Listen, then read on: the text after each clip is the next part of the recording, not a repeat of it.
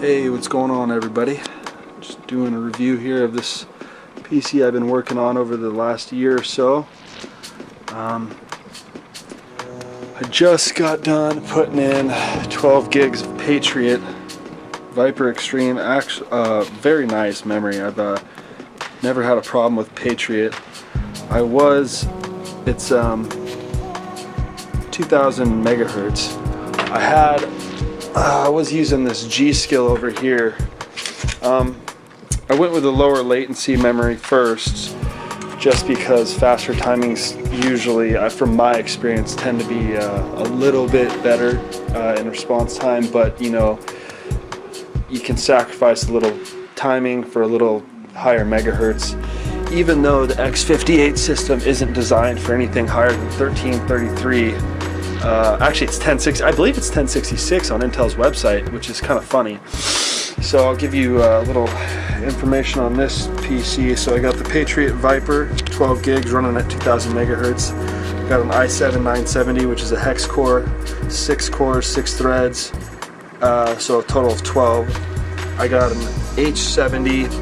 I bought it off a friend for dirt cheap, so I mean, I was gonna go a nicer water cooling, a custom setup, but the custom setup I wanted was 500 bucks total, and I'm not really trying to spend $500 on this PC, at least for a water cooling setup. I'd only get about another, what, like a point, I have it at, what do I have it, 4.2, I'd probably only get to 4.6, if that, on this chip, and it's just not worth the extra performance, I think.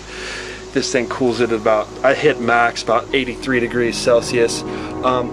Anybody that has an H50, an H60, an H80, or an H70, or even, well, H100 doesn't count because they have a longer radiator, but any of you that have that cooler, you'll notice that I have it, the way I have it mounted is not the traditional mounting way, and the reason being is because I've done a series of tests with the way they tell you to mount it and the way that I mounted it here. As you can see, the hosing doesn't fight gravity. It comes out and over to the radiator, whereas the normal way you'd mount it is you'd turn the radiator upright and you'd have the hosing running down, and that actually causes about a 10 degree, I've seen 10 to 15 degrees in performance as far as temperature goes. So the way I have it right now, you'll notice if you switch your radiator around, you'll gain a good 10 degrees in temperature drops if you have one of these things, but if you don't worry about it. Anyways, yeah, very nice memory. Got the GTX 570, still rocking that. I was gonna pick up a 680, but they came out with a 2 gig card, and that's absolutely the worst investment you could ever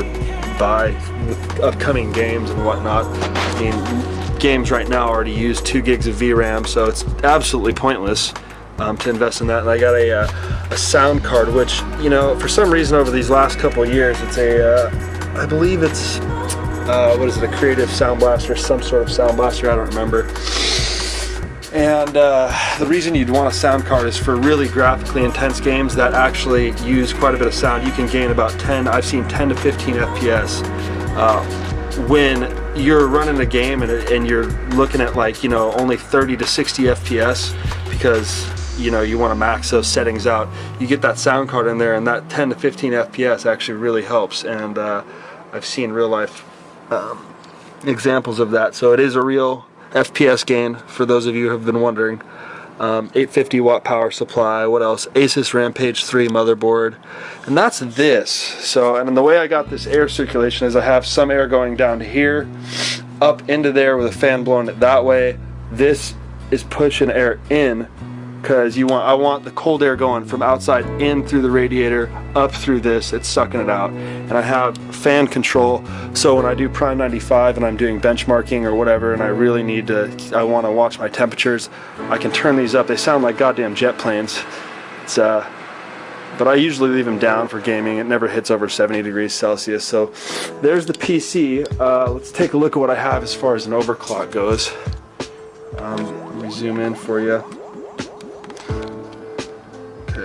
So I have it running at 4.2 gigahertz. That's stable for 24 hours in Prime 95, and ADA 64 or whatever that other program is to benchmark. And I use ADA 64 while I'm running Heaven, because a while back I saw an interview with one of the Asus technicians for motherboards, and he was saying, you know, it's a good idea to run a graphic benchmark at the same time as a CPU benchmark to see true stability. Oh yeah, and I have an SSD, a 160 gig SSD, which I have games and the operating system on, and then a couple hard drives is just storage and whatnot.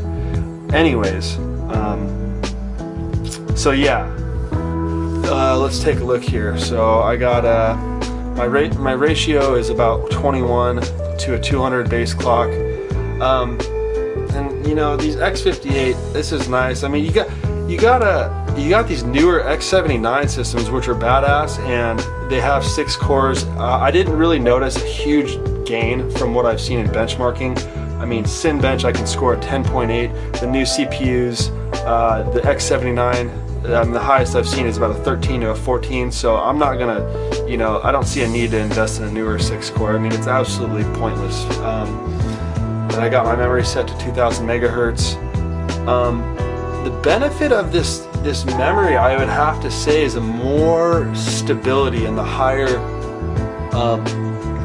overclock scale ability, because as you turn up your base clock and your multiplier, the memory, because since this is a locked chip, I mean, if you're an unlocked chip it doesn't matter, but since this is a locked chip, it also ups this memory speed. And since the default speed of the memory is 2000 megahertz, I can just leave it at that with this overclock. So I mean, if I change this to 210, it's going to bump the DDR memory megahertz up to 2100. So I mean, this is just the ideal overclock. I said I hit the sweet spot. I mean, I don't really need, I mean, between 4.2 and 4.6, I mean, real world performance, it's not going to be that noticeable. I mean, especially with the same chip. You know, 4.2 to 5.2, huge difference, but I mean, you're not hitting that 24/7 on this core. Well, I mean, this is already a full gigahertz overclock. Default is 3.2, 4.2. This is right on the sweet spot. Oddly enough, I can leave a lot of the stuff to auto, which is, from what I hear, is where Intel is really heading with these newer chips. I mean, you don't really have to touch much anymore. Before, I mean, I had a Q6600 before, and that thing was just like so nitpicky on what settings you had.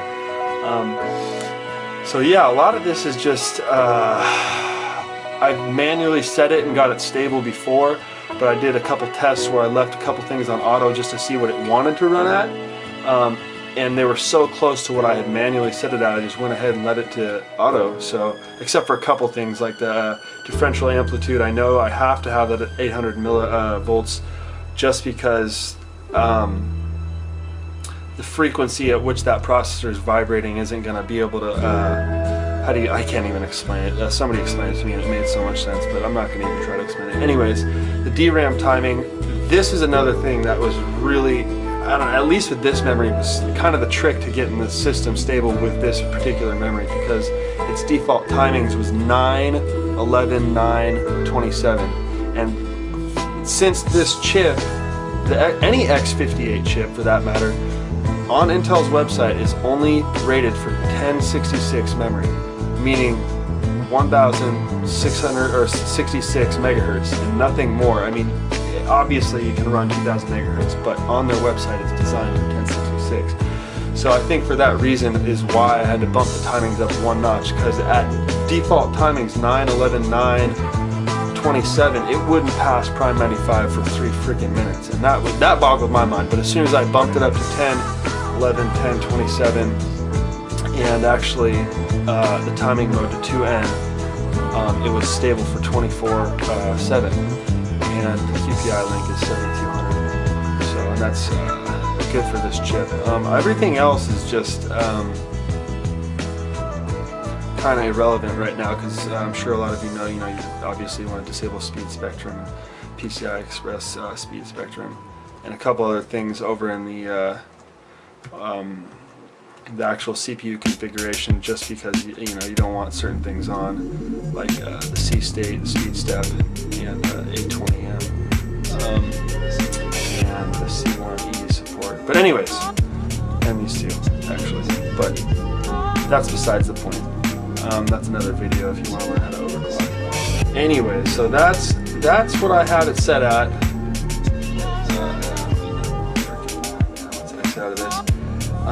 Overall, I've had this thing stable for about a year now, so my experience is, oh yeah, I have this 120 hertz monitor right here, and that's just, I think, with a system like this, if you don't have a 120 hertz monitor, you're missing out, because those 60 hertz monitor are just absolute dick, and the difference between the two is huge. And I don't care what you say, what you think you know, it's huge.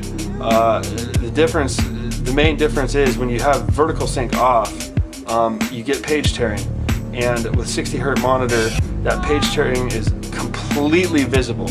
I don't care who you are, it's visible. If you say it's not visible, you're an idiot. So, you know, once you have a monitor side by side, I mean, I learned this back in the day of 1.3. I mean, Counter-Strike 1.3, when I was playing with, you know, lead-ass cow motherfuckers, and they were teaching me all these tricks, you know, about interp, about the report rate on your mouse, why you need to have it at 1,000 megahertz on your poly rate, so your mouse is smoother. Just little weird things like this, and 120 hertz monitor, and the difference it makes. And it's huge, it really is. I mean, you can literally, what it does is, when you have vertical sync off, the 120 hertz makes it look like vertical sync is actually turned on because it's so smooth. And it just helps the fluent, like when you're looking left and right, it makes the screen more fluent, so you can actually, your eyes can keep up to what's going on. And it's something I highly recommend if you want a good experience with a computer. Let's see here, what else? Other than that, yeah, this thing is just beautiful. I mean, it's a great computer. It's consistently scored a 71, 35 in 3D Mark 11. Let me just do a quick run here.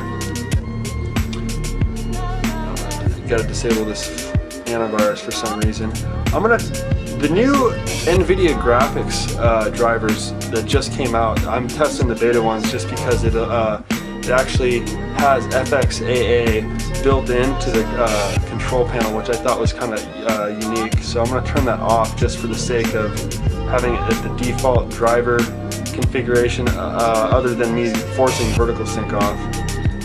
So I'll leave that out, and I'll do a 3D Mark 11 run just so you can see an idea of what I'm working with here.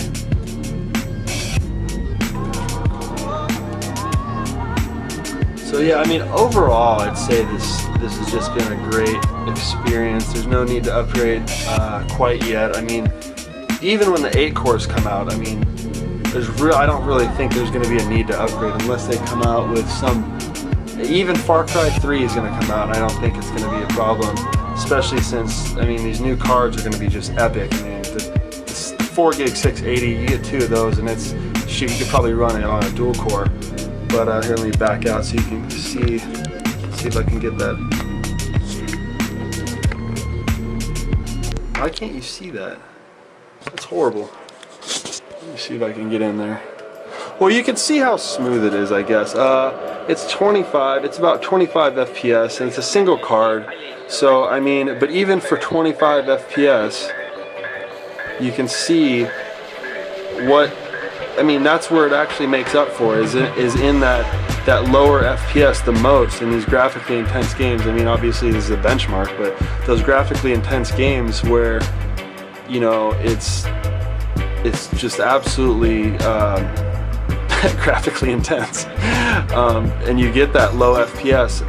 The 120 hertz makes up for that choppiness that you'd normally see. So right now I'm at 30 FPS, and 30 FPS isn't that good, especially if you're playing in an online game. I mean, it's going to look a little laggy, but I mean, you can see. I mean, this is hitting, yeah, about 30 FPS in this point, and there's no page tearing. There's just no page tearing. It's not there. This next part, it drops down to like 17, so I'm not even trying to fucking say there's no page tearing, because there's page tearing at 17 frames. Maybe not this one, but one of the ones where it's nighttime and everybody knows that scene in this benchmark is laggy as tits. But as you can see, I mean, absolutely butter smooth. Absolutely butter smooth. This is a single card. Okay, so it's actually at 900 megahertz, so it's a bit of an overclock on air. Who cares, right? Buy another one. It can handle it. They're designed to. So, but yeah, it's just been I mean, it's just great. It's absolutely great. It's fun to build these things. We all love to do it. We all love the experience. I mean, it's come so far the last couple of years. I mean, shit, 10 years ago, I mean, a 1 gig graphics card, do you guys remember how much those things were? I mean, they were $1,000 just for like 128 meg or a 512 meg, and now it's like they're putting like plastic coolers on them. It's absolutely ridiculous. So you can see there's a little, not as much as I made it seem like it was going to be, but you can see there's a little frame page tearing. But yeah, that's where it makes up. It makes up huge in the experience if you get that 120 hertz, especially if everything else matches up and you got it all tuned and tweaked all right. But yeah, I'll just let this finish up here, see if, what kind of score we get. Love hitting that high CPU score on that. It's great. I believe it was like 30. I think the highest I've hit on that is 38, and then the highest I've hit on this is about 27 frames, and that's just on a single card. I don't, you know, I would love to go SLI or Crossfire because this motherboard can do both, but you know, I don't know. Maybe when a 4 gig card comes out, I'll consider it. But SLI and 1 gigs is just, yeah, they're 1 gig. There's so many games that just cap it, like the VRAM just caps. It's just I don't see it. I don't see a point. So okay, let's see what I get here. For the most part, it's been pretty consistent, so it should be consistent right now as well, unless these, yeah, look at that. What I say, 71-31. It's been between 71-35 and 71-30. And what was funny is when I first hit that, nobody else hit that. What was it? Compared to everybody else, where was it? You can compare similar systems, and I was like 2,000 points ahead of everybody, and I was just like, what? So I mean, that was kind of a nice feeling, you know, to be able to get it running this clean. So this is the review. This is what I'm working with. We got solid temps. Let's see what without the fans being on, you can see the temperatures. Let's see if I can get that. Didn't even hit over 70. So that's nice. All 6 cores, not even over 70. It's great. Got the Logitech speaks, which are actually the rare ones. These don't have the speaker wire. These are actually the digital version, which apparently are rare hits. Because I was looking to get a second pair just as a backup because they're so amazing. I mean, a 500 watt sub down there, it just rattles everything. That sub actually rattled my 8800 out of. It didn't rattle out of the case, but it rattled the one of these back plates off, and it hit the 8800, and it actually caused it to fry. I thought that was kind of funny at the time. I didn't, but now that I look back on it, it's pretty damn funny. So yeah, this is the beast. Anyways, I hope you enjoyed it. Take it easy.